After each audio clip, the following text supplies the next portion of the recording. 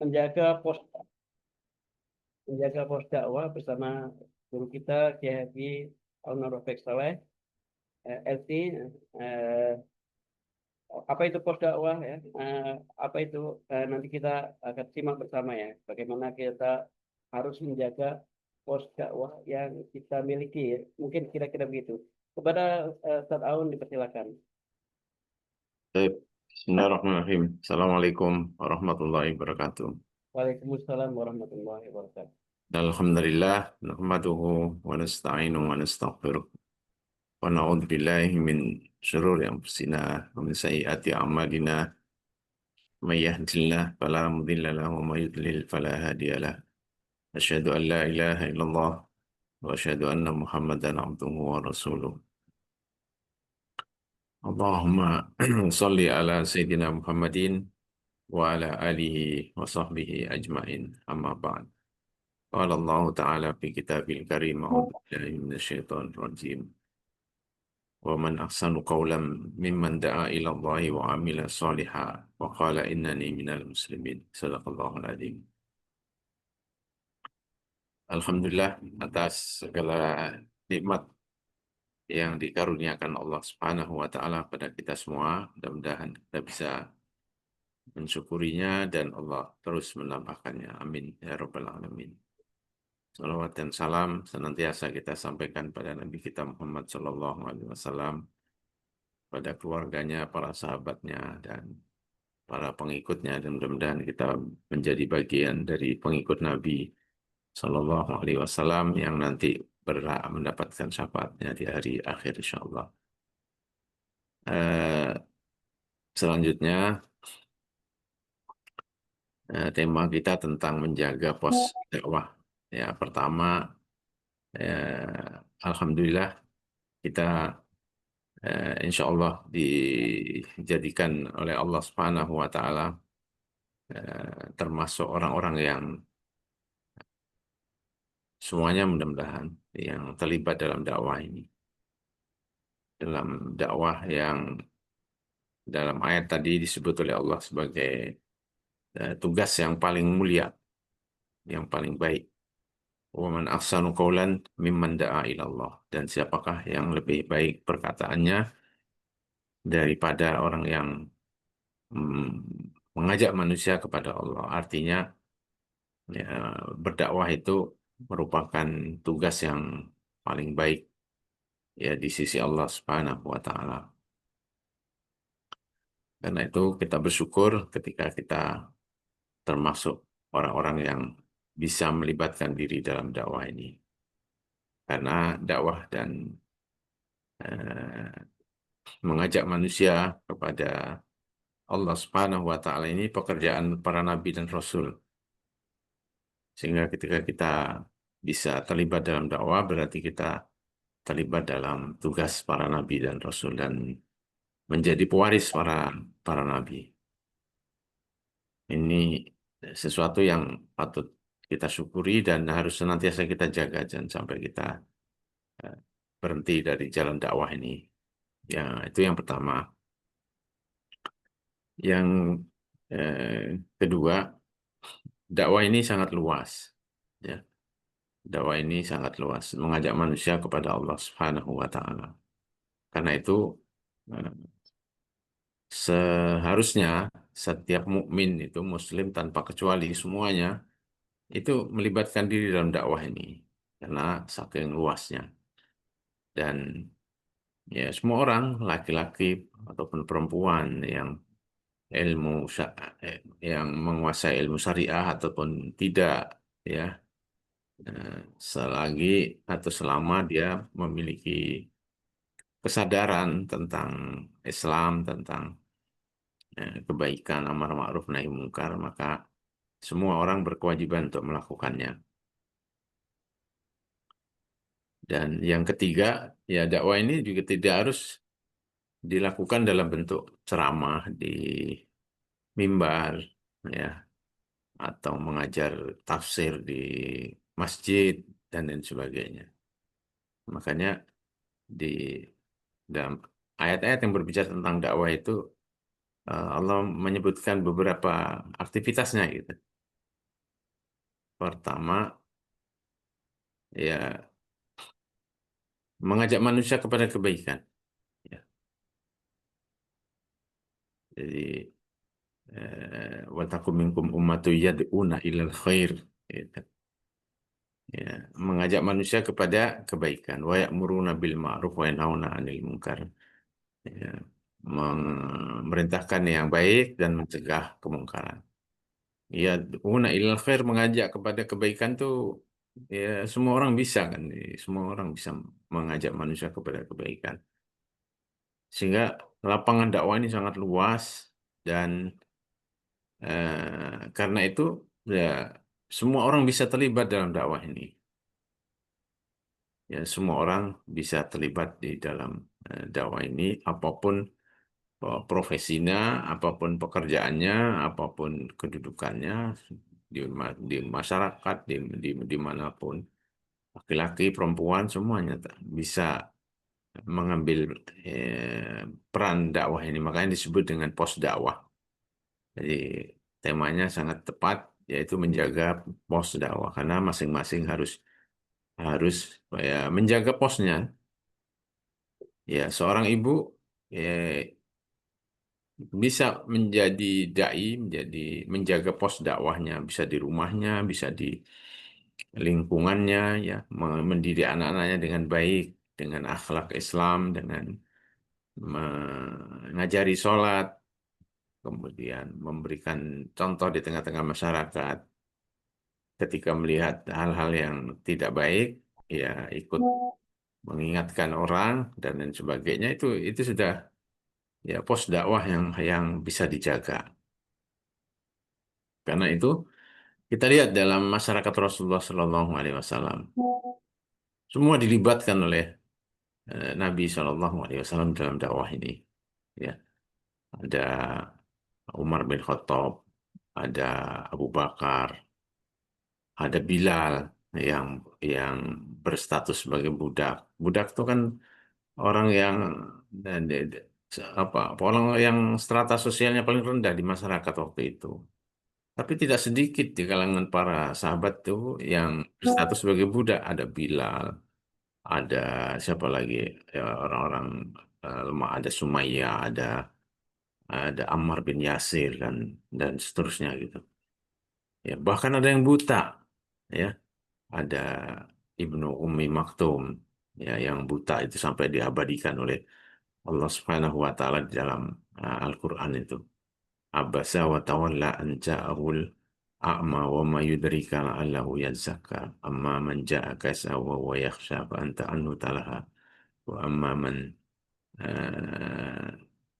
wa amma man ja'aka Ya, eh, Pak. ya dan seterusnya.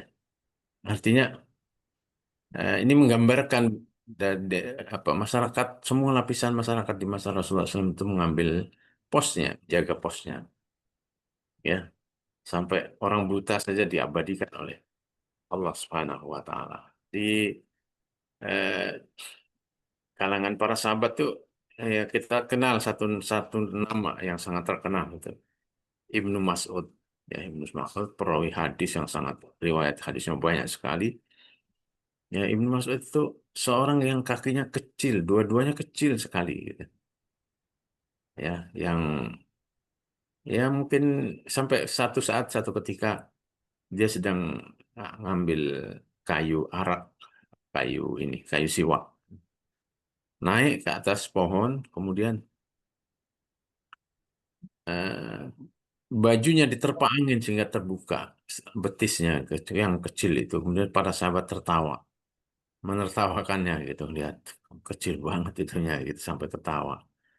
Kemudian Rasulullah SAW melarang, menegur mereka. Kalian, kenapa kalian tertawa nih? Ya, soal kami menertawakan kakinya Ibnu Mas'ud yang kecil banget itu katanya. Rasulullah SAW memberikan pelajaran pada para sahabat yang menertawakan eh, sahabat yang kakinya kecil dua-duanya itu. Kecil dan pendek gitu. Ya, dia, ya ukurannya tidak normal. Sehingga eh, kata Rasulullah SAW, tahukah kalian itu dua kakinya itu kalau ditimbang nanti di akhirat itu lebih berat dari Gunung Uhud ini pahalanya. karena jasanya pada Islam ini. Semua semua orang terlibat dalam dalam dakwah, dalam sebuah hadis yang kemudian disebutkan oleh Adam Syarqawi itu, satu saat eh, di zamannya Umar bin Khattab, dan ketika itu Umar bin Khattab masuk masjid dan melihat Hasan bin Sabit. Hasan bin Sabit ini penyair, seorang penyair yang usianya Masya Allah sangat panjang gitu. Dia pernah hidup sekitar 120 tahunan lah kira-kira begitu. Jadi hidup di masa jahiliyah 60 tahun, di masa Islam itu sekitar 60 tahun. Dan dia penyair yang memang ahlinya menjadi penyair. Waktu itu dia sedang membacakan syair-syair, ya syair-syair perjuangan, heroiknya syair-syair keislaman itu di masjid. Tapi ditegur oleh Umar. Ya, ditegur oleh Umar, kira-kira janganlah kamu baca syair di masjid ini. Mungkin Umar bukan orang yang anti syair itu, tapi dia menegur supaya ya maksudnya untuk menjaga masjid jangan dibacakan, dipakai untuk membaca syair. Tapi kemudian diingatkan oleh Hasan bin Sabit. Ya, kata Hasan bin Sabit, saya dulu pernah di zaman Rasulullah SAW membaca syair-syair seperti ini. Dan waktu itu ada Rasulullah, ada orang yang kalimatnya bukan Rasulullah, ada orang yang lebih baik darimu. Tapi saya tidak ditegur. Di situ pas ada Abu Hurairah. Wahai Abu Hurairah, bukankah kamu mendengar ketika Rasulullah SAW memerintahkan aku untuk membacakan syair untuk menjawab syairnya orang-orang eh, kafir waktu itu. Kata Abu Hurairah, "Ya, saya waktu itu juga ikut mendengar." Ya, kemudian Umar meninggalkannya.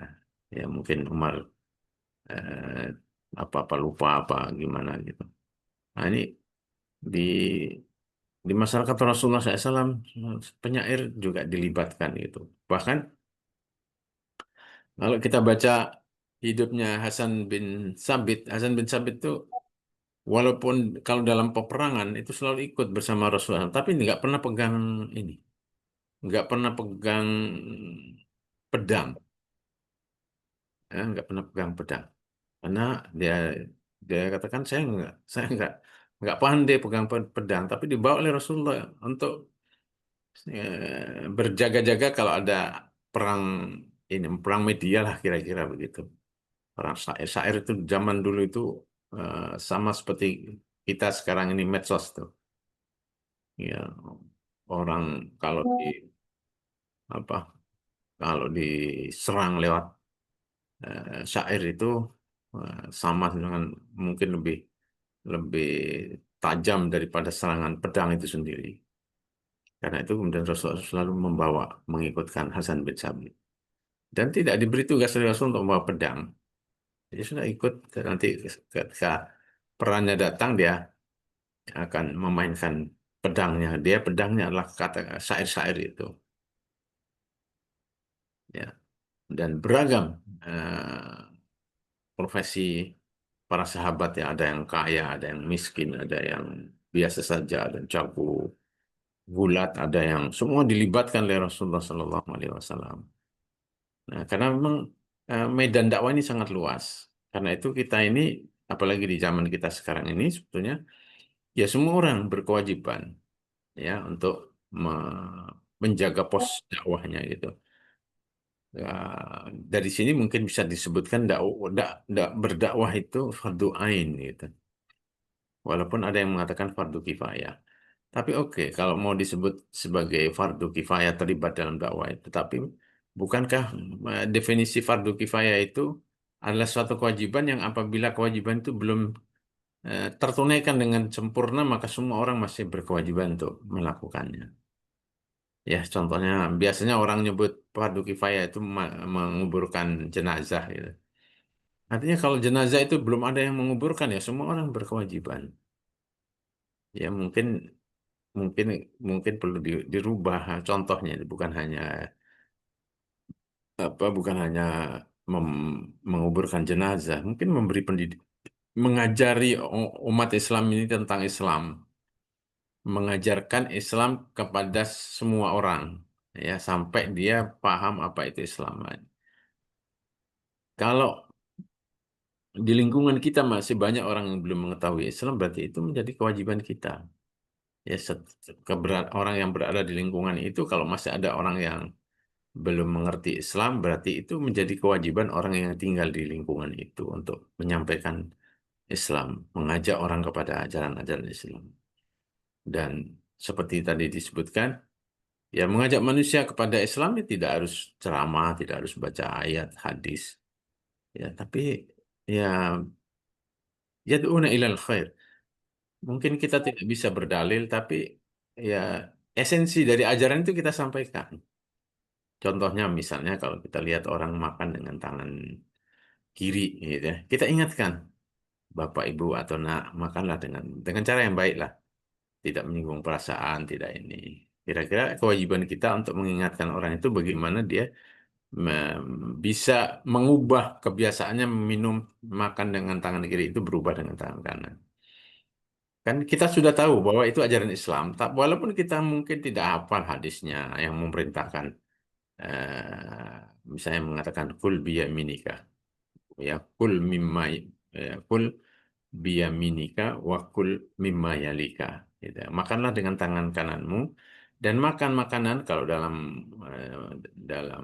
meja undangan, makan yang paling dekat. Dan itu hadisnya. Walaupun mungkin kita nggak hafal hadisnya, tapi kita sudah tahu. Ya, jadi esensinya saja sudah. Esensi ya yad'una ilal khair atau ya'muruna bil ma'ruf. Ya, tidak harus hafal dalilnya, tidak harus kemudian kita menyiapkan itu, tidak. Yang penting esensinya. Ya, esensinya. Ber, kita semua orang sudah tahu bahwa apa, makan babi itu dilarang oleh Allah Subhanahu wa taala. Eh, Mengingat orang, ya, dari tentang haramnya babi itu, kita tidak harus hafal ayatnya, gitu. Tapi esensinya kita sudah tahu, kita sudah hafal. Nah, tinggal disampaikan dengan cara yang dengan cara yang baik, ya, tidak melukai perasaan dan lain sebagainya. Sama dengan begitu juga dengan sholat. Mungkin kita tidak hafal ayat-ayat hadis-hadisnya tentang sholat, ya, atau rukun-rukun sholat dan lain sebagainya. Ketika mungkin kita melihat orang di masjid sholatnya cepat, gitu ya, seperti kalau istilahnya Rasulullah SAW itu seperti orang yang mematuk, ayam mematuk makanan, ya, ayam matuk jagung itu istilahnya. Nggak ada tumak nina, nggak ada apa. Nah, kewajiban kita juga mengingatkan dengan cara yang baik. Walaupun mungkin kita nggak hafal hadisnya tentang kewajiban sholat itu harus harus ada tumak nina. Kadang kan kita pernah mendengar kasus, satu saat ada seorang sahabat yang sholat dengan cepat.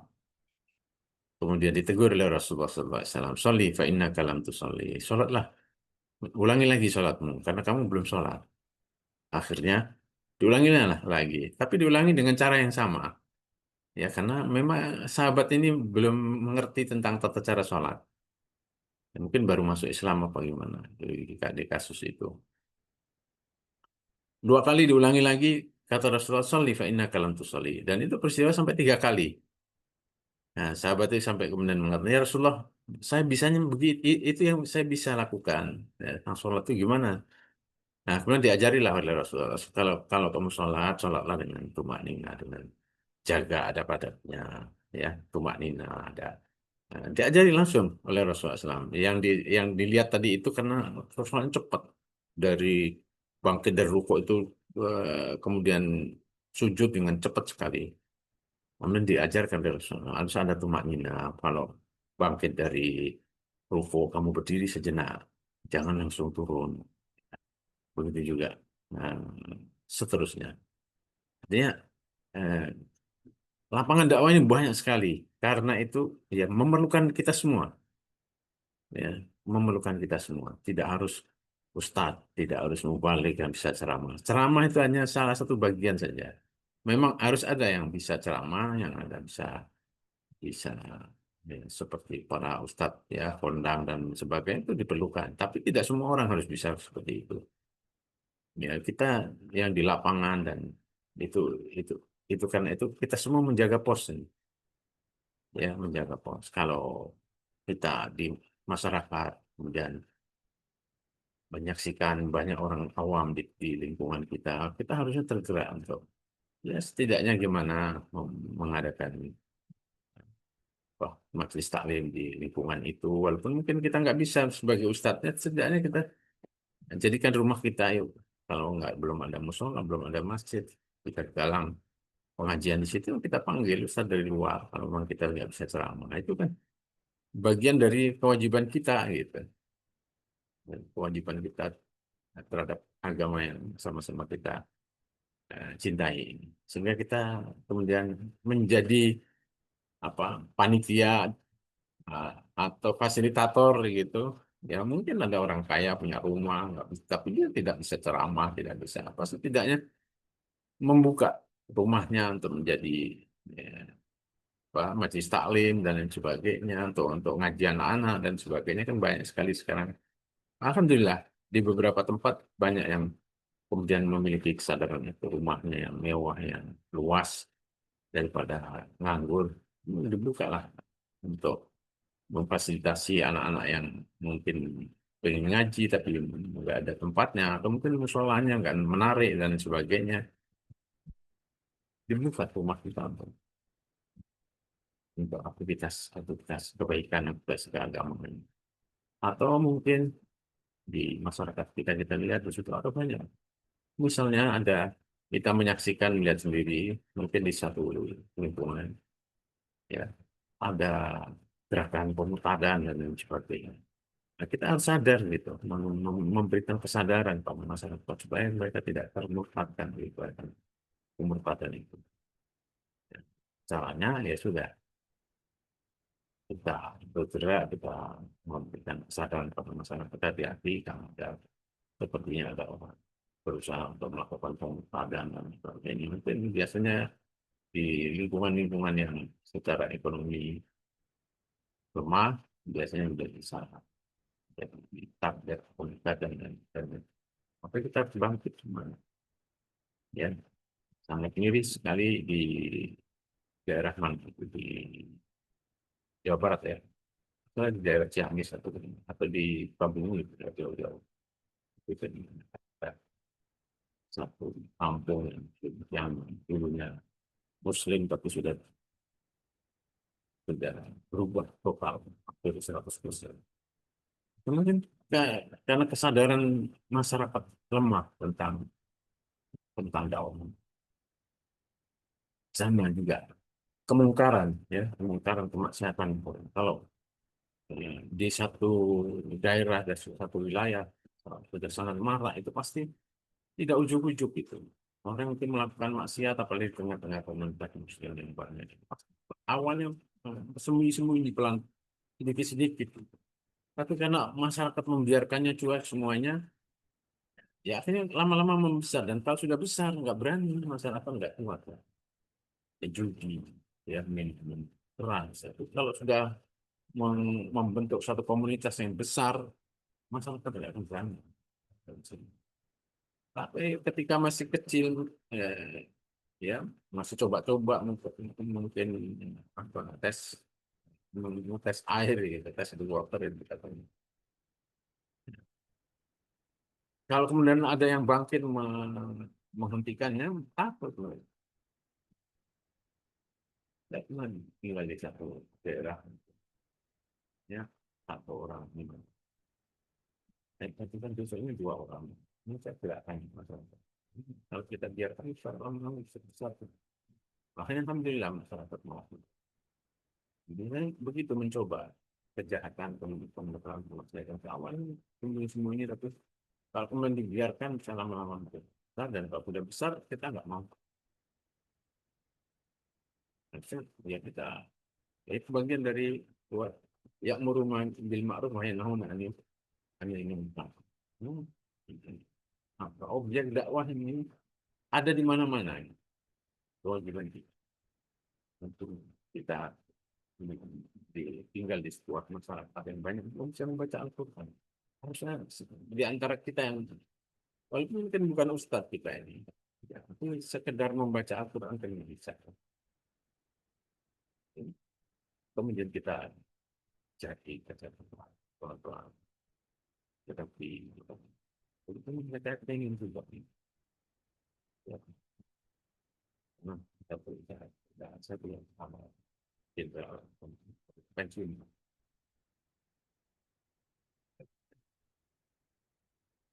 Pensiun datang ke rumah kosong, saya ini bisa ngaji.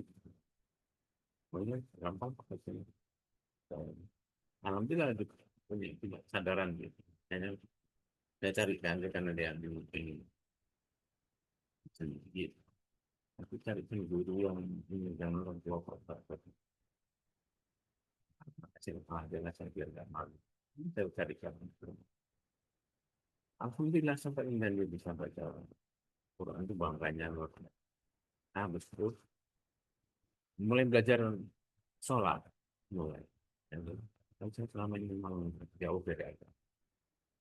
Jadi, Masya Allah, ketika sudah bisa baca Al-Quran dan kemudian dia bisa membaca Al-Quran sampai khatam itu, bangganya luar biasa sampai teman-temannya satu angkatan tuh di tentara itu dipanggilin semuanya dan dia mendemonstrasikan dirinya bisa baca Al-Quran. Nah, itu bagian dari dakwah dia juga gitu.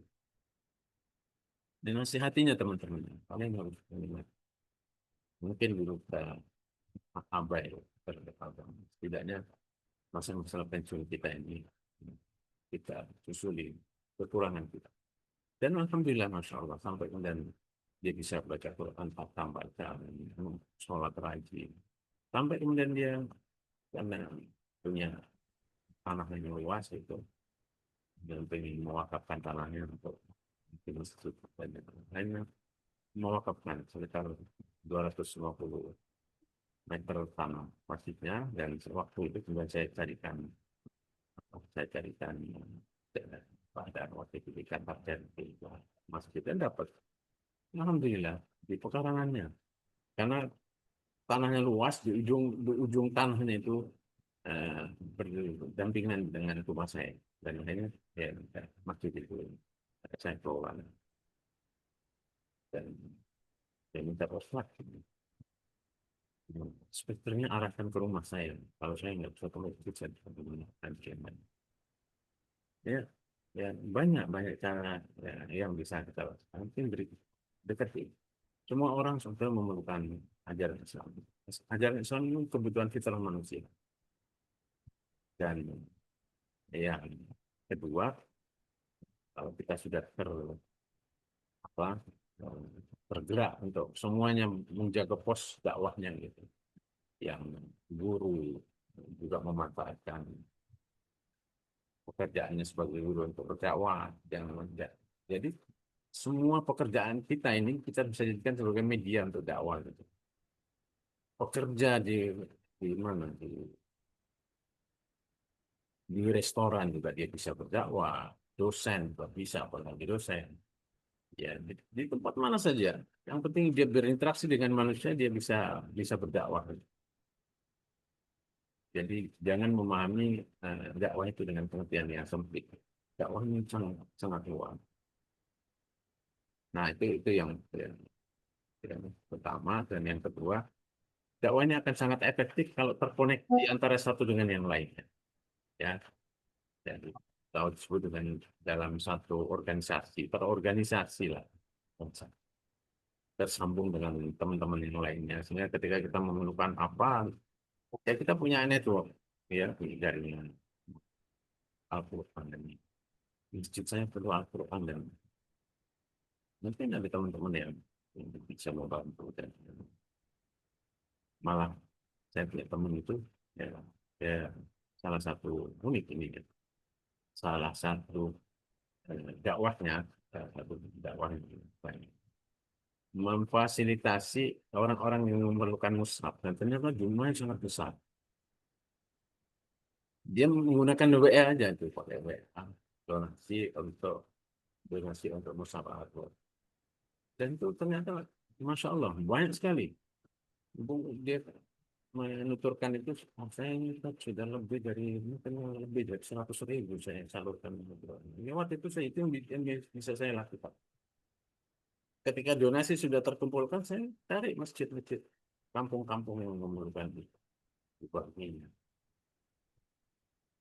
Itu itu saja jadi satu, mas. Ternyata orang orang Islam di Indonesia ini masih banyak yang belum punya Al-Quran. Ya, banyak. Dulu pernah ada eh, siapa itu seorang wanita atau ya, yang sholat mendatangi musola-musola masjid-masjid itu.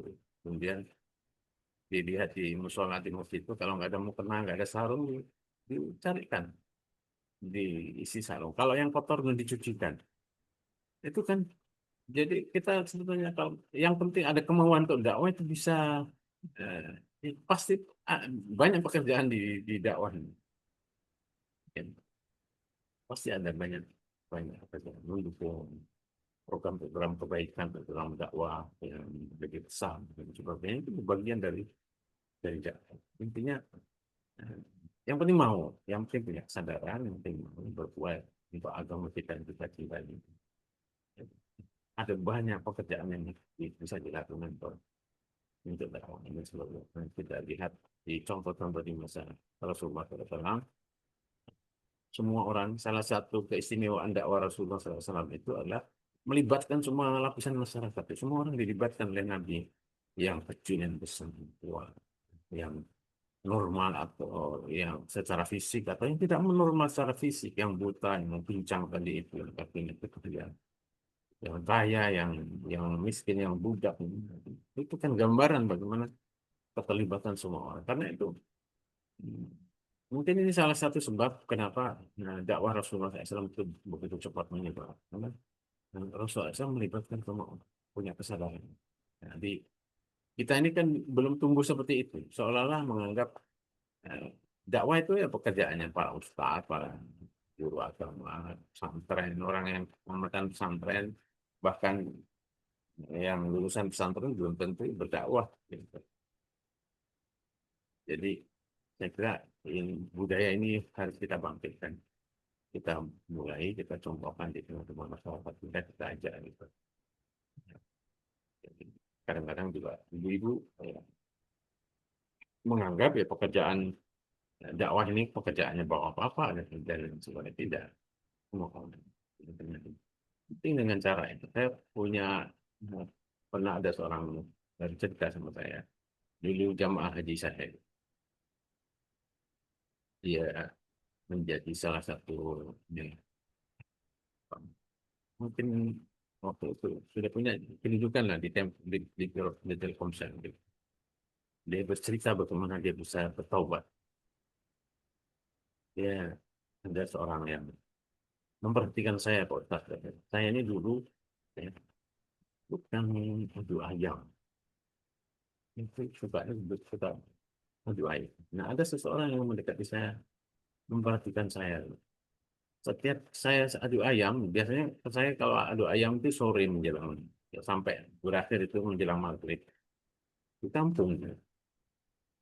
Ada seorang yang setiap kali saya habis adu ayam, dia ambil ayam saya itu kemudian dimandikan. Terus kamu sana aja saya mandikan ayam kamu. Kemudian dimandikan ayamnya, dibersihkan, dimasukkan ke kandang. Besoknya lagi begitu lagi, terus sampai sebulan 2 bulan dia terus begitu. Dan dia nggak mengatakan apa-apa pada saya. Hanya begitu saja. Nah, tentu itu menarik buat saya. Nah, satu ketika mungkin ini dakwah dia gitu, kata dia. Satu ketika setelah dia memandikan ayam saya itu dan masukkan ke kandangnya, saya suruh itu kan sudah mau mandi sekarang. Dan setelah mandi, ayo ikut saya ke lain. Saya mandi selesai waktu itu pas dengar adhan, saya tangan saya dipegangnya dibawanya ke masjid saya. Ayo kita sholat ya. Kamu udah lama meninggalkan sholat. Ya. Nanti saya nggak bisa nolak waktu itu. Dan itu membuat saya berpikir sangat dalam sekali dan akhirnya saya berhenti berhenti ayam itu dan saya bertobat sholat. Dengan cara itu saya dapat hidayah, masya Allah. Setelah itu dan saya nggak ketemu lagi sama orang itu, ya luar biasa gitu. Ini kan sesuatu yang ya orang itu kalau ya ada kemauan mau berdakwah ada saja gitu. Jadi dengan cara itu. Ada lagi kalau ini saya baca dalam sebuah kisah, bukan kisah apa, dalam buku memori, ya, apa itu bio atau biografi lah. Nah, teman kita ini mendapatkan tugas untuk untuk mendakwai satu komunitas. Komunitasnya ini komunitas orang-orang yang ini pecinta anjing. Ya, bahkan kadang dia adu anjingnya.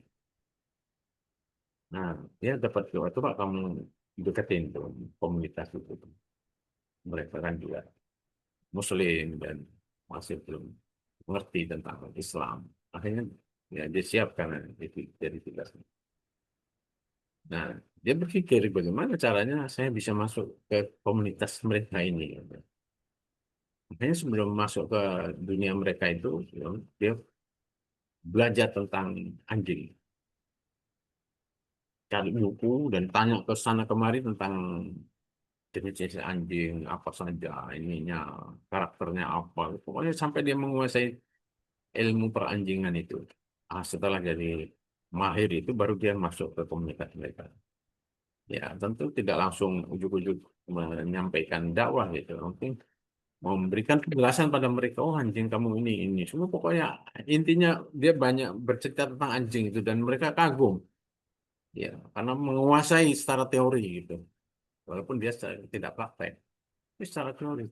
Dan kemudian aja jadi referensi. Oleh komunitas ini dijadikan referensi. Ya, kalau mau beli anjing ini di mana, kemudian apa saya seperti ini. Pokoknya dikasih saran semuanya. Nah, sampai kemudian setelah dia menjadi referensi tentang anjingan itu, akhirnya kemudian ya baru mulai dia berdakwah. Mulai kalau zuhur ini aja ya kita sholat. Awalnya satu dua yang zuhur. Awalnya bahkan dia sebutkan saya nggak ngajak, saya perlihatkan sholat dulu. Ada satu yang ikut. Hari berikutnya diajak lagi dan akhirnya semuanya sholat dan bahkan kemudian berhenti dari situ dan ikut minta ngaji, ya minta ngaji tentang Islam dan akhirnya semuanya menjadi dai, ya berdakwah aktif dan berdakwah. Saya kira di lingkungan banyak banyak ya orang-orang yang seperti ini, ya kalau ini masih melakukan sentuhan kita tentang Islam, tentang dakwah yang kita ajar untuk ya. Bukankah para sahabat itu mayoritasnya berlatar belakang ya ada yang berlatar belakang pemabok, ada yang penjudi, ada penyembah berhala, semuanya kan semua itu latar belakang eh, sahabat sebelum masuk Islam. Tapi dapat sentuhan dakwah, ya masya Allah dan jadi pejuang, jadi generasi terbaik. Dan saya kira karena kita tinggal di Indonesia ini, ya banyaklah ya orang-orang yang masih memerlukan sentuhan sentuhan-sentuhan dakwah dari kita tentu dengan cara yang baik. Ya, saya mungkin dulu sudah pernah bercerita di Inggris itu ada ibu-ibu ya waktu itu ibu-ibu yang belum pakai jilbab. Nah, dia tersentuh orang Indonesia yang di waktu itu orang-orang KBRI lah. Saya dapat ceritanya langsung Pak Ustadz.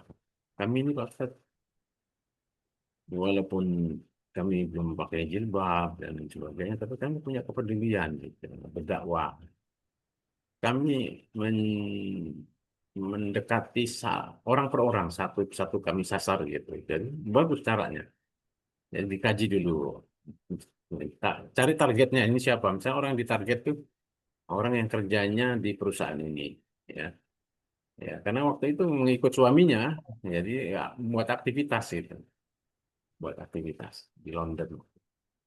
Kami target ini orang kerjaan di mana. Nah, tahu dia naik naik keretanya itu di mana, ya, kan itu bisa rutinitas gitu. Nah, pun sudah tahu gitu, dia naiknya di sini, turunnya di sini. Maka kemudian ya, ditugaskan satu orang untuk berkenalan saja, say hello awalnya, ngajak ngobrol di kereta. Begitu pulang juga tahu, nanti pulang lagi dihadang atau dicegat di stasiun itu jam berapa, dia dipelajari itu. Masya Allah. Saya salut dengan ini dakwah mereka ini luar biasa. Ibu-ibu nggak, dan dakwahnya nggak pakai dalil, nggak pakai apa, karena tergerak aja gitu. Karena mereka menyadari masyarakat Barat ini sebetulnya masyarakat yang memerlukan Islam. Jiwanya mereka jiwa yang sudah apa ya, sudah kosong, ya, dan memerlukan nilai-nilai Islam, itu yang mereka sadari. Dan terus ya, awalnya berkenalan tentang, ngobrol tentang cuaca, tentang ini, karena sering ketemu akhirnya agak akrab gitu kan.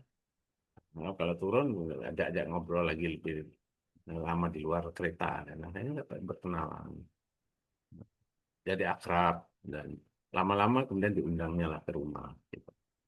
Undang minum kopi, minum ini. Biasanya Pak Ustadz, kalau kami, target kami ini sudah kami ajak ke rumah, insya Allah itu sudah dekat untuk masuk Islam. Karena mereka akan bertanya, "Ah, kalian ini siapa?" Katanya. Dari mana kan? Saya biasanya kami jawab, kami dari Indonesia, Pak. Kami ini Muslim, orang-orang Muslim. Nah, biasanya mereka akan mengatakan begini, nggak mungkin kalian ini orang-orang Islam, karena saya tahu saya orang Islam nggak seramah ini, nggak sebaik ini. Ya, karena orang Barat itu gambaran tentang Islam itu jelek sekali. Ya, dirusak oleh media, media Yahudi, media Barat. Gitu. Pasti dia nggak percaya. Enggak, kami ini Muslim. Sebetulnya baik, ajaran Islam itu baik sekali mengajarkan kami. Nah, kalau gitu saya mau pengen tahu tentang Islam. Nah, kalau sudah pengen tahu tentang Islam, itu biasanya mereka sudah bersepakat dengan Islamic Center di London. Ya, bersepakat dengan Islamic Center di London. Jadi situ sudah siap, nah, seorang ustadz yang bisa menerangkan Islam dengan bahasa Inggris yang lancar sekali, karena memang sudah dihubungi oleh ibu-ibu ini. Nah, kalau Anda bertanya tentang Islam, kami nggak bisa menjelaskan. Coba hubungi nomor ini, ya, atau ditelepon langsung ke, kalau punya orang itu telepon kan, dijelaskan tentang Islam apa ini secara teori itu. Ini. Biasanya kalau sudah begitu, insya Allah masuk Islam. Dan waktu itu kan ini sudah puluhan kami memasukkan orang ke dalam Islam tanpa kami ini mengerti tentang dalil apa itu. Dengan cara itu kami berbuat untuk Islam. Dengan cara itu Pak Ustadz, kami ingin berbuat sesuatu untuk agama yang kami cintai ini. Masya Allah. Dan waktu itu ya saya salut itu. Ya, ibu-ibu bahkan belum belum pakai jilbab tapi sudah bisa memasukkan banyak orang Islam. Walaupun saat itu saya nasihati sebaiknya tak dilengkapi keislamannya pakai jilbab. Ya, ya, nanti Pak Ustadz. Ya, tapi Masya Allah gitu. Artinya eh, kita ini banyak bisa berbuat untuk agama kita yang kita cintai ini. Ya. Ya. Di masyarakat kita apalagi di Indonesia ini banyak banyak sekali yang kita bisa lakukan untuk Islam. Karena dakwah itu luas, dakwah itu lapangannya luas sekali. Yes. Saking luasnya tadi itu ya dia mengajak orang kepada kebaikan. Bahkan Islam akan memberi penghargaan yang luar biasa. Tambah sumu kali akhikat sodako. Senyummu kepada saudaramu itu sodako. Itu juga bagian dari dakwah. Menunjukkan orang tentang Islam, memperbaiki keislaman mereka. Jadi medan dakwah kita baik baik dengan orang Islam yang perlu kita tingkatkan keislamannya atau orang di luar Islam. Ya sekarang ini Masya Allah saudara-saudara kita banyak sekali yang berdakwah eh, lewat media sosial ini. Ya. Bahkan kepada orang di luar Islam, ya, ada apa itu, ada Don ada seperti Zuma, ada eh, Zakir Naik kalau tingkatnya tingkat internasional itu bagian-bagian yang mereka bisa lakukan itu, dan banyak sekali orang yang masuk Islam lewat dakwah mereka. Kenapa kita nggak berbuat seperti mereka? Ya tentu bukan tidak dengan cara mereka, ya, tapi dengan cara kita masing-masing kita bisa. Asal kita mau, nah, insya Allah nanti. Kalau kita sudah membiasakan begitu, insya Allah nanti ketemu gitu, ketemu polanya, ketemu rahasianya, ketemu jalannya dimudahkan oleh Allah dan Masya Allah kata Rasulullah SAW, kalau kamu bisa memasukkan seseorang dalam Islam, artinya kalau ada orang mendapatkan hidayah Islam melalui usaha kamu, itu lebih baik dari onta merah, artinya lebih baik dari kendaraan termewah di zaman kita sekarang. Artinya pahalanya sangat sangat besar sekali, ya. Karena itu yang yang dimaksudkan dengan masing-masing menjaga pos dakwah, karena masing-masing kita punya pos dakwah. Jadi jangan menganggap eh, kita nggak punya pos pos dakwah. Semua orang, semua Muslim, semua orang beriman, dia harus menjaga pos dakwahnya dimanapun dia berada. Di kantor, tempat dia kerja, itu adalah pos dakwahnya. Di rumah itu adalah pos dakwahnya. Di lingkungan itu adalah pos dakwahnya. Gimana? Semua pekerjaan, semua interaksi itu dijadikan sebagai forum forum dakwah. Ya, saya pernah menasihati orang yang punya satu perusahaan, eh, hingga akhirnya, ya alhamdulillah dia mau mengikuti. Ya, sehingga di perusahaan itu, eh, di perusahaannya dia itu, dan diwajibkan semua pokoknya, semua pegawainya, semua pekerjaannya ketika pertama kali masuk di kantornya itu diwajibkan untuk baca satu halaman atau dua halaman Al-Quran. Itu yang bisa saya lakukan Pak Ustadz. Ya udah itu sudah bagus. Ya. Dan Masya Allah gitu. Ternyata berkembang menjadi, dan mereka pengen ngaji itu ini. Dan saya kemudian membimbing sampai manajer-manajernya turun untuk ngaji, ya, dengan saya. Alhamdulillah. Jadi ya, kalau kita punya kemauan yang serius, yang insya Allah Allah membukanya. Waladina jahadu bina lanabiyannahum subulana. Dan kalau kita sungguh-sungguh ya memperjuangkan agama Allah ini, Allah akan tunjukkan jalannya, itu banyak jalannya. Jadi pertama jangan mengatakan dakwah ini bukan tugas saya. Itu yang pertama. Kemudian jangan mengatakan saya tidak bisa berdakwah ini. Semua bisa. Ya, asal ada ada kemauan. Jadi soal kemauan bukan soal kemampuan. Semua bisa. Ya, beberapa contoh tadi itu sudah di, diberikan. Ya. Bahkan kalau kita mungkin, kalau Bapak Ibu suka pernah pergi haji ya. Kalau di tengah-tengah ibadah haji itu saya suka memperhatikan bagaimana orang berbuat kebaikan tuh. Kadang dia membagi tisu aja, itu tisu seorang sedang duduk dibaginya sampai habis satu satu ini. Ada karena dia berdiri di pintu Masjidil Haram itu, dibaginya pintu apa itu tisu bagi orang. Dia tahu banyak orang yang memerlukannya. Sampai dia bawa 5 kotak itu sampai habis itu. Apalagi kalau bulan Ramadan gitu. Orang berbagi. Wah, jadi banyak-banyak ya yang bisa kita perbuat untuk. Yang penting kita memiliki kesadaran bahwa kita masing-masing harus menjaga pos eh, dakwahnya. Ya di sekolah, di rumah, di lingkungan di tempat kerja, di perjalanan, di kereta. Coba perhatikan ya, kalau kita naik bis atau naik kereta, jarang sekali orang yang sholat. Ya, nggak tahu, berangkatnya kan sebelum, ya kadang sebelum maghrib gitu. Tapi saya sering memperhatikan ya, maghrib sampai isya nggak ada yang sholat gitu. Ah, mungkin ada satu dua gitu. Ya, saya sengaja sholat dengan suara keras, atau saya pakai sejadah berdiri gitu, supaya mengingatkan gitu, bukan untuk pamer, tapi niatkan untuk dakwah. Tetangga tempat nah, duduk samping saya tanya dulu Bapak Muslim, kalau Muslim, kemudian ya saya mohon maaf saya mau sholat. Saya ajak cerita. Naik taksi juga begitu, saya manfaatkan selalu untuk bertanya, ngobrol tentang itu. Saya tanya, saya biasanya kalau supir taksi Pak, Bapak kalau puasa kuat nggak? Puasa, karena saya tahu dari namanya itu Muhammad Misbah, itu pasti Muslim kan. Ada yang ada yang menjawab nggak kuat Pak Ustaz. Pak Bapak saya nggak nyebut Pak Ustaz, nggak. ya berat. Tapi ada juga yang ini, yang alhamdulillah Pak, saya masih bisa jaga puasa, jaga sholat. Nah, biasanya supir yang mengatakan nggak kuat puasa mungkin belum dicoba Pak. Saya yakinkan gitu.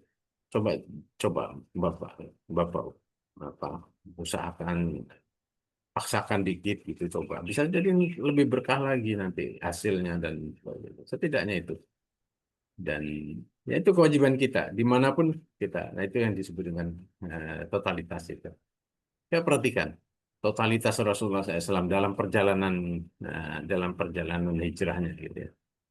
Dalam perjalanan hijrahnya itu ada penunjuk jalan Abdullah bin Uraikid. Abdullah bin Uraikid masih musyrik gitu. Dalam riwayat, sebagian riwayat mengatakan bahwa pada akhirnya dia masuk Islam. Walaupun ada sebagian riwayat dia tidak masuk Islam. Ya. Kemudian yang kedua, ketika Nabi di eh, tengah jalan, ya, di kira-kira di pertengahan antara Mekah dan Madinah dalam perjalanan hijrahnya, dia mampir di sebuah gubuk. Ternyata gubuknya seorang wanita, namanya Ummu Ma'bad. Ya, di Ummu Ma'bad. Nabi minta minum lah, gitu, kira-kira. Ada punya air minum? Nggak ada. Kami kami di sini jarang. Ya. Mungkin persediaannya waktu itu nggak ada. Dan Nabi tanya, punya kambing katanya? Ada, tapi kurus banget kambingnya, keluar susunya. Bawa sini katanya. Nah, ini dibawa oleh Nabi, kemudian eh, apa, puting susunya itu kambing itu kemudian usap oleh Nabi dan tiba-tiba berisi air susu. Kemudian Nabi minta ember, mana? Minta ember sini. Dan diperah oleh Nabi sampai satu ember penuh itu. Nabi minum, Abu Bakar minum, si ibu itu Muhammad juga minum. Kemudian dia terkesan itu dengan ini kan sentuhan dakwah dari Nabi, sekalipun lewat mukjizat. Tapi intinya Nabi memanfaatkan pertemuan sekilas itu untuk berdakwah. Dan akhirnya wanita ini masuk Islam. Dan kemudian mengungkapkan tentang sifat-sifat fisik Nabi itu paling indah, paling bagus di dalam sirah itu. Ya, semua ulama mengatakan gambaran tentang fisik Nabi yang paling indah, paling lengkap itu gambaran Ummu Ma'bad. Ya, setelah dia terkagum-kagum melihat mukjizat yang ditunjukkan oleh Nabi. Jadi pertemuan sesaat saja, mampir saja itu jadi dakwah oleh Nabi. Kemudian Suroko, Suroko yang ngejar Nabi sampai terjungkal sampai 3 kali itu ya. Dan akhirnya dia minta maaf, ya, dan akhirnya diberikan apa semacam surat tanda inilah jaminan dari Nabi gitu. Dan Nabi minta kamu kalau ada orang ngejar jangan ini ya, jangan kamu kasih tahu. Nah, arahkan aja ke tempat lain. Dan kemudian Nabi memberikan satu janji kepada Suroko. Kamu nanti kalau masuk Islam, nanti kamu akan memakai ini, memakai mahkota Raja Persia. Wah itu jadi membuat sesuatu yang menarik itu jadi harapan Suroko. Dan betul, akhirnya kemudian masuk Islam. Akhirnya sudah mendapat sentuhan dakwah itu, walaupun tadinya mengejar tapi dimaafkan dan diberikan sentuhan dakwah oleh Nabi. Nah, dalam sejarah kita baca kerajaan Persia itu runtuh di masa Umar bin Khattab. Ya, dia diruntuhkan, dihancurkan, dikalahkan oleh Umar bin Khattab. Dan Umar bin Khattab tahu ya bahwa eh, mahkota Raja Persia itu, Kisra itu akan dibawa ke Madinah. Dan akhirnya para sahabat juga tahu dan hanya dikirim ke Madinah. Sesampainya mahkota raja ini di, sampai di Madinah, Umar langsung tanya, mana Suroko, mana Suroko? Waktu itu ada dia. Amirul Mukminin, bukankah kamu pernah dulu mendapatkan janji dari Rasul akan dipakaikan eh, apa ini mahkota Raja Persia? Ya, ya itu yang saya tunggu dan akhirnya sudah dipakaikan. Dan kata Umar berarti sodaqah Rasulullah SAW. Ya, janji Rasulullah SAW terbuktikan benar adanya. Jadi, masya Allah, di semua semua sentuhan, semua momen, semua peristiwa yang ditemuinya itu oleh Rasulullah dijadikan sebagai media media. Tidak ada uh, waktu, tidak ada detik yang dilaluinya kecuali digunakan untuk untuk berdakwah. Dan itu saya kira menjadi contoh bagi kita semua bagaimana kita melakukan totalitas dalam dakwah ini, memanfaatkan semua momentum, semua kesempatan, semua kemampuan kita untuk berdakwah. Dan itu yang dimaksudkan menjaga pos dakwah. Ya, jangan sampai ya, umat Islam ini diserang karena kita tidak menjaga pos kita masing-masing. Saya kira itu sebagai mukadimah ya untuk kita diskusikan barangkali. Mudah-mudahan ini bermanfaat, memotivasi kita semua untuk menyadari bahwa kita masing-masing kita ini punya pos dakwah. Ya, jazakallahu khairan. Baik, jazakallah Ustaz Aun, Kiai Aun atas materinya menjaga pos dakwah sudah kita simak bersama-sama. Eh, Intinya kita semua harus punya pos dakwah ya. Kalau tidak punya ya, eh, kalau bisa bikin ya. Yang Dari. kalau bisa bikin berdampak luas boleh gitu ya. Intinya kita harus punya kesadaran berdakwah karena kita sendiri menjadi orang-orang yang menerima hidayah itu karena dakwah Ustaz ya. Ya, Kita betul. menjadi konsumen dakwah ya. Jadi sehingga kita bisa menjadi katakanlah Islam secara baik gitu ya. Eh, ter, ter- Terbina ibadahnya semangat gitu. Ngaji semangat itu adalah ya, karena karena kita menerima apa namanya terpengaruh oleh dakwah. Oleh karena itulah testimoni dakwah kita, maka kita jangan berhenti dalam diri kita.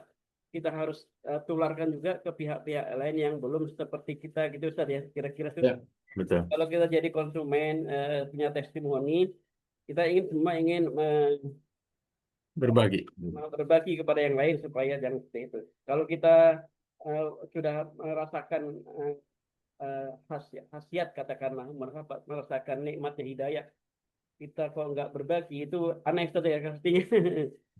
Dan sebenarnya kita nggak bersyukur gitu dengan hidayah itu. Makanya kita harus berdakwah dan berdakwah itu kita harus punya pos dan semua orang punya pos insya Allah baik secara yang sederhana, secara individu di berbagai segmen sesuai dengan bidang, sesuai dengan skill gitu ya.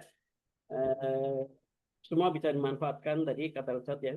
Intinya jangan ada pengangguran dakwah Ustadz ya. Ya, betul. Ya, boleh. Jangan ada pengangguran dakwah semua yang terlibat.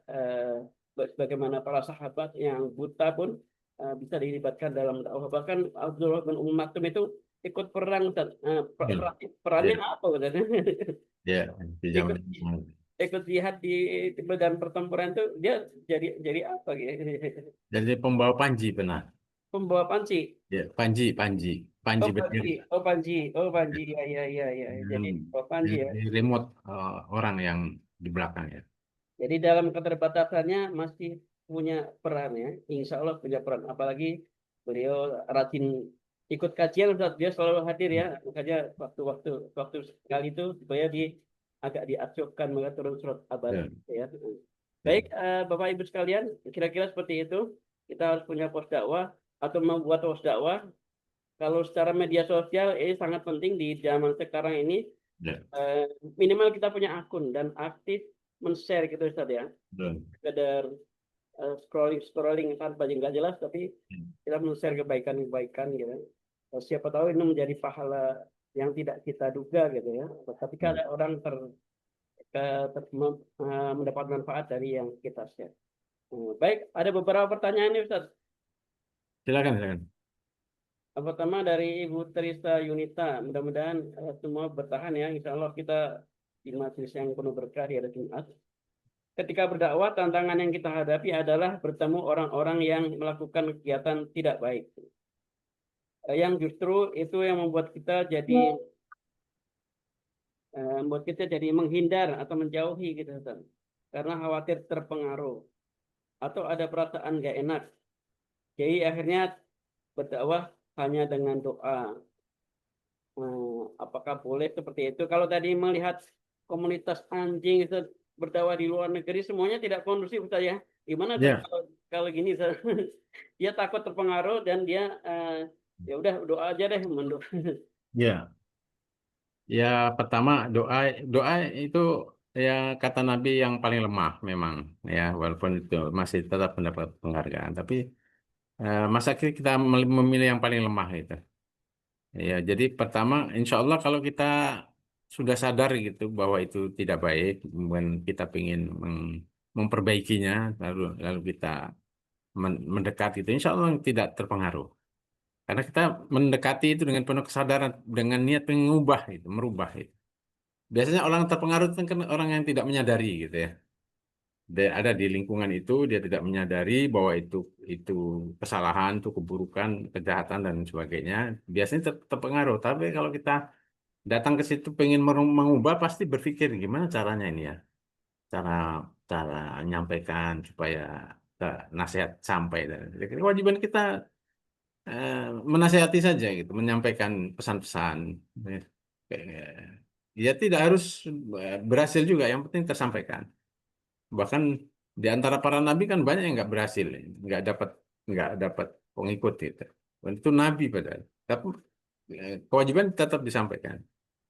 Nah, menurut saya jangan pilih yang paling lemah doa. Sudah, ya itu sudah bagus ya, tapi jangan paling lemah. Kalau semua orang hanya berdoa, ya pilihannya pilihan dakwah yang paling lemah, ya nanti yang akan kuat itu ya kemaksiatan dan keburukan. Ya, maka kita harus coba, insya Allah. Jangan takut, ya, jangan takut terpengaruh, jangan takut ini. Dan masya Allah, saya punya teman itu bahkan bikin pesantren itu, eh, dia mendakwai anak-anak jalanan tuh, yang bertato, yang apa gitu. Dan sampai kemudian bikin bikin pesantren khusus untuk anak-anak jalanan tuh kalau yang sudah mau diajak ini dibawanya ke pesantrennya itu. Dan pesantrennya juga dia juga bukan orang kaya gitu. Lewat ini aja gitu, lewat teman-teman yang lainnya, ayo mau nggak donasi eh, memperhatikan anak jalanan ini. Nah, dan sudah ratusan tuh yang sudah diinfokan dari jalanan dan mulai menghafal Quran dan banyak itu. Eh, Mereka banyak. Nah, alumni-alumninya yang kemudian diterjunkan lagi ke jalanan. Ya, itu kan sesuatu yang masya Allah ya. Mungkin kita punya kenalan, punya ini dan lain sebagainya. Lakukan saja. Jadi jangan hanya doa, lakukan, berbuat, insya Allah. Dan jangan, insya Allah nggak terpengaruh ya, karena kita sadar, insya Allah. Dan juga jangan sendiri, ajak teman yang lain supaya nanti bisa memantau dan lain sebagainya. Saya kira itu. Mungkin sebelumnya kita pastikan dulu diri kita sudah punya pemahaman yang kuat Ustaz ya. Ya, Ya, bisa motivasi juga. yang kuat, punya imunitas gitu ya, sehingga Ya, berdoa kita sama Allah juga dibukakan jalannya, dikuatkan dan tidak pengaruh dan ya insya Allah. ya kata itu walakin ya ya itu walakin ya tamayazun. Ya, Kita betul. bergabung tapi kita berbeda karena kita punya misi gitu Ustaz ya. Ya, Ya kira-kira begitu jawabannya Ibu tadi Yanita. Jadi jangan pilih yang paling lemah, kalau bisa yang paling kuat.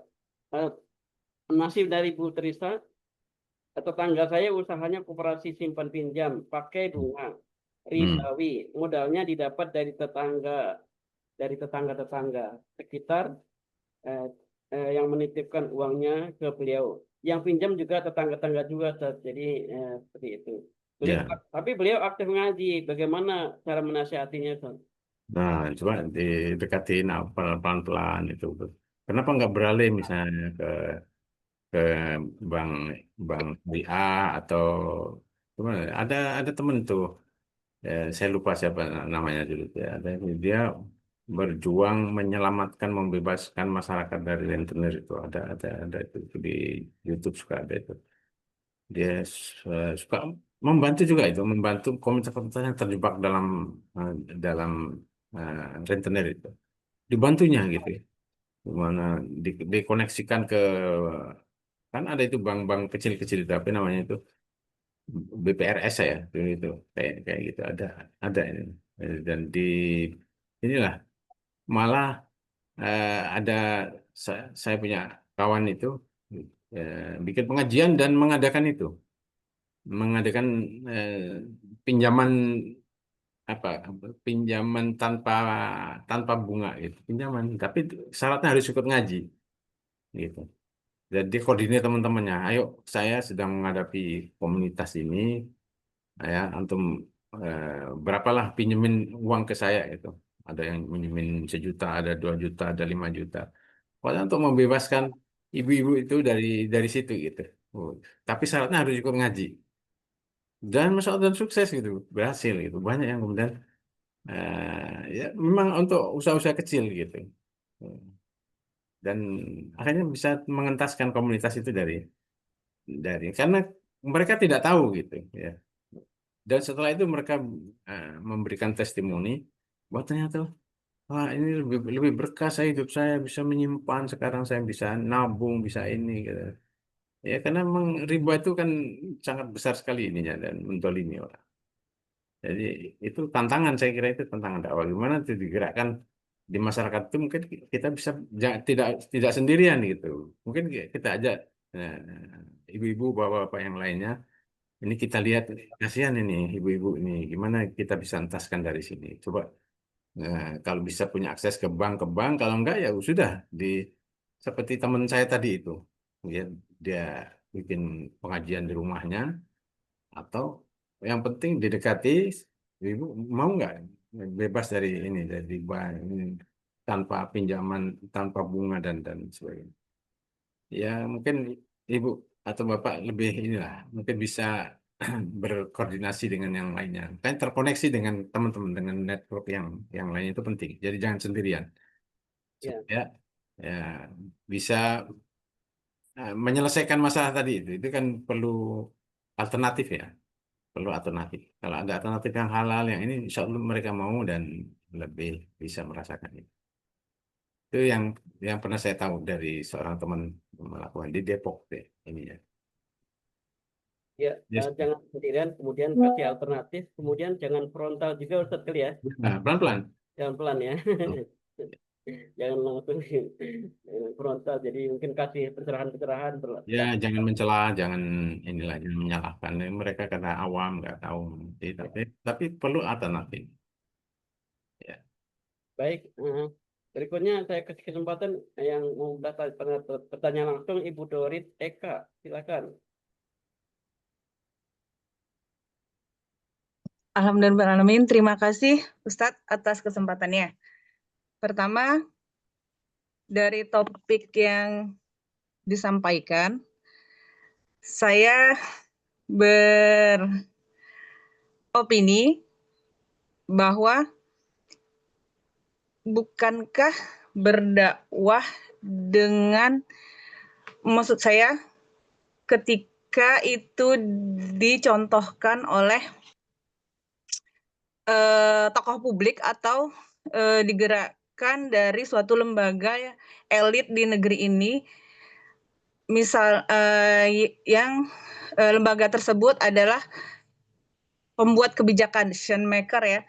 Seperti saya terkenang dari topik hangat Jumat Berkah ini dari bukunya Ustazah Yoyoh ya, almarhum Ustazah Yoyoh, Langkah Cinta untuk Indonesia gitu.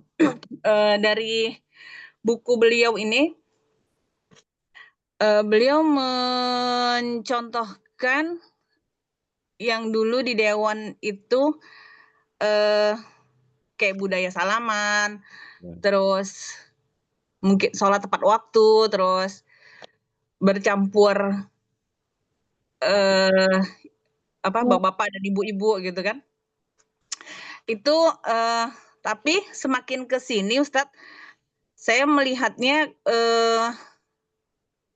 seperti agak kabur gitu, agak kabur dalam artian teman-teman ya, baik dari partai politik Islam ataupun tidak gitu kan, alangkah lebih baiknya kalau misalnya lewat media ini gitu kan, lewat Ustadz sebagai muwajih pada kesempatan ini gitu kan, bisa apa ya, kajian ini bukan hanya untuk pos dakwah itu bukan hanya untuk di kelas bawah gitu kan. Oke, kita udah paham kayaknya teman-teman kalau yang aktif di RKS ini kayaknya sekarang udah mulai paham lah yang media digital untuk sarana berdakwah, menyampaikan quote, mensiarkan atau seperti RKS juga udah buat saluran gitu kan. Di YouTube-nya yang kemarin sempat hampir di ini ya, di bredel ibaratnya gitu kan, bisa back apa lagi gitu kan, diambil lagi gitu kan. Nah, maksud saya alangkah lebih berdampak luas ketika teman-teman yang berada di posisi-posisi elit, baik dia di eksekutif maupun di legislatif maupun di yudikatif lah, yang bisa mendengar atau disuarakan lewat lewat ya Forum kajian ini, ini gitu kan. Itu mencontohkan misalnya pemerintah menggalakkan tentang inefisiensi begini begini begini begini gitu. Itu yang paling berdampak inefisiensi dan sebagainya itu kita-kita yang di bawah gitu. Sementara yang di atas itu tetap dengan misalnya negara ingin menaikkan tunjangan anggota dewan sekian sekian sekian sekian gitu.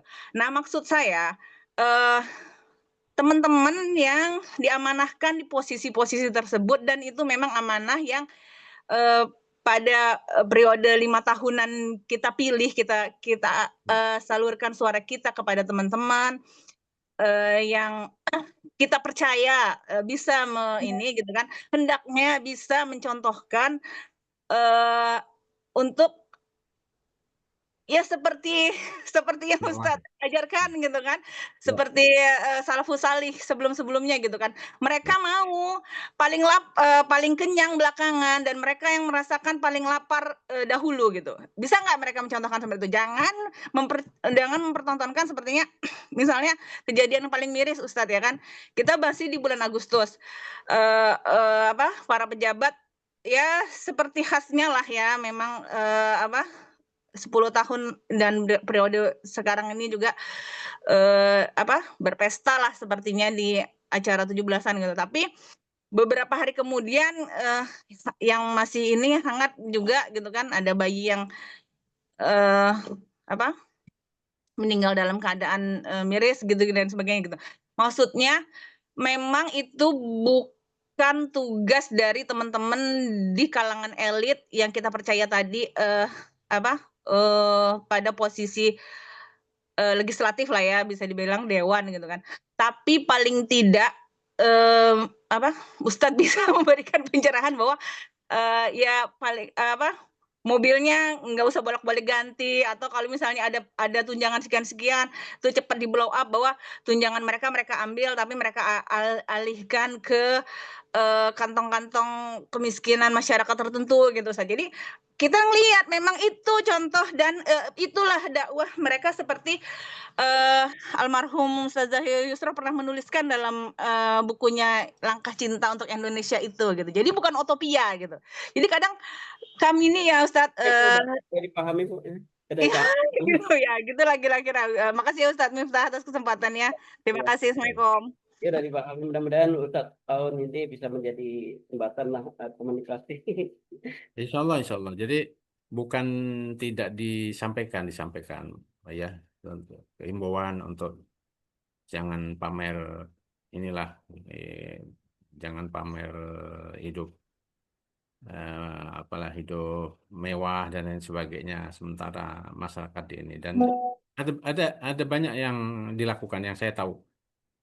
Nah, salah satu contohnya ya Bu ya, salah satu contohnya ketika mau ada undang-undang tentang keluarga ya, tentang definisi zina itu di undang-undang kan mau mau mau digolkan definisi zina itu, kalau mau sama mau, suka sama suka itu itu nggak disebut zina.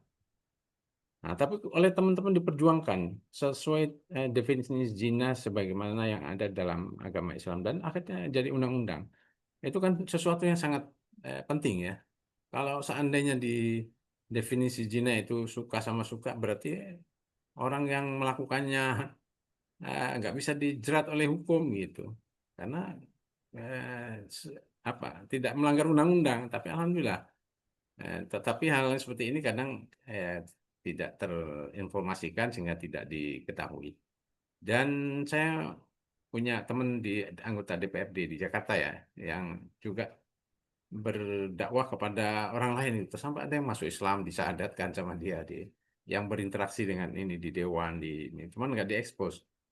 Ya, ada yang masuk Islam, ada yang disadarkan di kantor DPRD, di kantornya dia itu.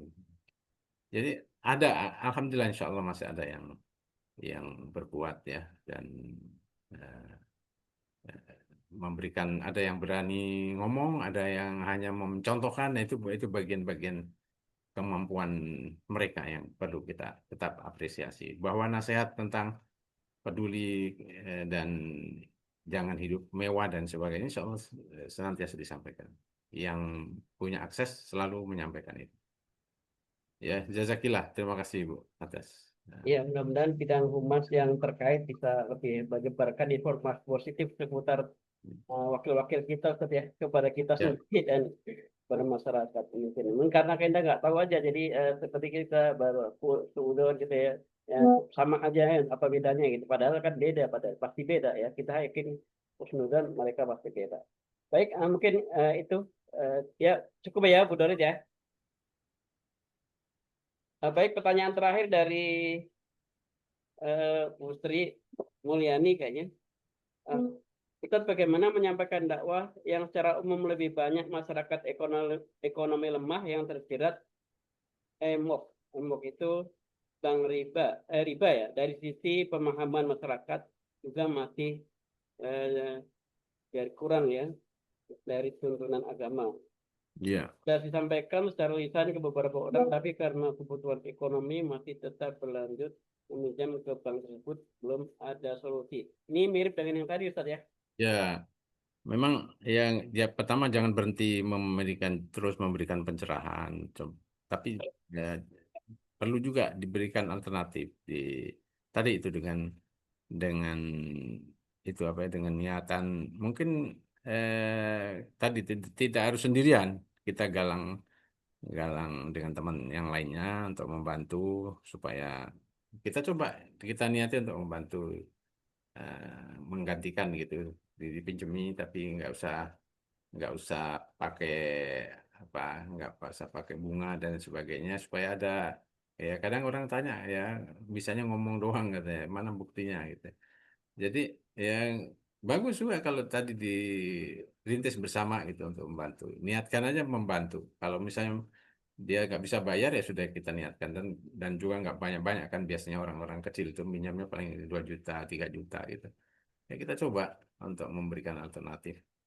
Kalau misalnya dia nggak bisa bayar ya sudah, kita ikhlaskan. Untuk setidaknya kita sudah berupaya untuk membantunya gitu, keluar dari sesuatu yang diharamkan oleh Allah Subhanahu wa taala. Jadi kadang-kadang karena kita belum menunjukkan solidaritas dan lain sebagainya gitu. Dan itu kan orang-orang yang perlu kita berikan kepedulian. Ya. Mungkin kalau pas ada pembagian zakat gitu, kita upayakan supaya dijadikan prioritas untuk dibantu, untuk membantu orang-orang yang seperti itu. Saya kira itu mungkin lakukan sesuatu yang bisa lah gitu, kemampuan kita. Ya, jangan diam aja. Eh, apa namanya? Terakhir dari saya Ustaz, tadi setelah kita punya kesadaran berdakwah dan kita harus punya pos dakwah, perlu membuat pos dakwah. Bukan hanya satu, mungkin pos itu bisa lebih dari satu Ustaz ya. Ya, betul. Di berbagai bidang, segmen gitu ya. Pada ujungnya kita harus terkoneksi tadi Ustaz, Ya. berkolaborasi ya. Kolaborasi dengan Ya, teman-teman yang jadi lainnya. berbagai macam pos dakwah, berbagai macam segmen itu harus terkoneksi, terkolaborasi menjadi satu tujuan dakwah Ustaz ya. Ya, dengan Jangan kemudian lembaga-lembaga ya bagus. jangan kemudian masing-masing merasa benar sendiri ya, di bidang ekonomi itu menunjang di bidang dakwah yang lain Ustaz. Ya, Ustaz ya, ujungnya adalah kolaborasi Ustaz. Betul. Gitu ya. Ya, jadi seperti itu. Jadi harus terkolaborasi dan pada akhirnya saling menguatkan satu sama lain. Ya syuddu ba'duhum ba'don itu saja ya. Betul. Itu dari saya. Jadi ya kita harus terus menyuarakan dakwah ini dengan berbagai media yang ada, gitu ya. kita jangan menjadi pengangguran dakwah dan semua harus berperan aktif sesuai dengan kapasitas dan skill yang kita miliki, meskipun kecil, meskipun remeh menurut kita, tapi mudah-mudahan itu ada perannya. Mungkin itu, Ustaz. Mungkin Ya. Ustaz, silakan terakhir apa namanya pernyataan terakhir dan doa, Ustaz. Ya, semoga kita diberikan kemampuan oleh Allah Subhanahu wa Ta'ala untuk bisa berdakwah masing-masing dengan kemampuan, dengan kapasitas yang kita miliki, dan terus berdakwah sampai kita dimatikan oleh Allah, diwafatkan oleh Allah dalam keadaan husnul khotimah berdakwah. Amin ya rabbal alamin. Baik, kita tutup dengan doa. Mudah-mudahan Allah menguatkan kita semuanya, dan kita awali doa kita dengan membaca surat Al-Fatihah. Semoga surat Al-Fatihah ini yang kita baca menjadi doa kita untuk saudara-saudara kita di Gaza yang sedang sakit, yang sedang dianiaya, ditolimi, segera dibebaskan oleh Allah, diberikan, yang berjuang sedang diberikan kemenangan oleh Allah. Dan untuk kita semua, mudah-mudahan yang sakit disembuhkan, yang menghadapi kesulitan dimudahkan, yang punya hutang juga diberi kemampuan untuk segera membayar hutangnya, dan untuk kebaikan lainnya. Al-Fatihah. A'udzubillahi minasyaitonirrajim. Bismillahirrahmanirrahim. Alhamdulillahirabbil alamin.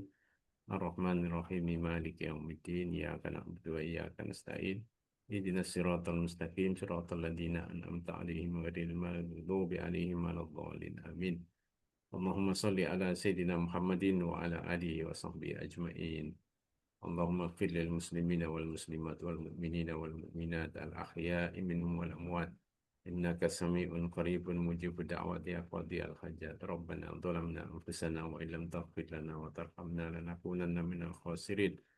Rabbana la tu'akhidna in nasina aw akhtana. Rabbana wa la tahmil alaina isran kama hamaltahu 'alal ladzina min qablina. Rabbana wa la tuhammilna ma la taqata lana bihi wa'fu lana warhamna. Anta maulana fansurna 'alal qaumil kafirin. Rabbana la tuzigh qulubana ba'da idh hadaytana wa hab lana min ladunka rahmah innaka antal wahhab. Rabbana hab lana min azwajina wa dhurriyyatina qurrata a'yun waj'alna lil muttaqina imama. Rabbana atina fid dunya hasanah wa fil akhirati hasanah wa qina adzabannar. Subhana rabbika rabbil izzati amma yasifun wa salamun alal mursalin walhamdulillahi rabbil alamin. Jadi kalau Ustaz, Barakallahu fikum. semoga menjadi pencerahan buat kita semua untuk semakin bersemangat berdakwah dan mempunyai pos dan mengembangkan pos kita masing-masing dalam dakwah ini. Baik, Jazakumullah, barakallahu fikum, jazakumullah sudah bergabung dan hingga selesai. Mohon maaf jika ada kekurangan. Kita akhiri dengan doa kafaratul majlis. Subhanallah, bihamdika, asyhadu an la ilaha illa anta, astaghfiruka wa atubu ilaik. Wallahu muwaffiq ila aqwamit thoriq. Nasrun minallahi fathun qarib. Assalamualaikum warahmatullahi wabarakatuh.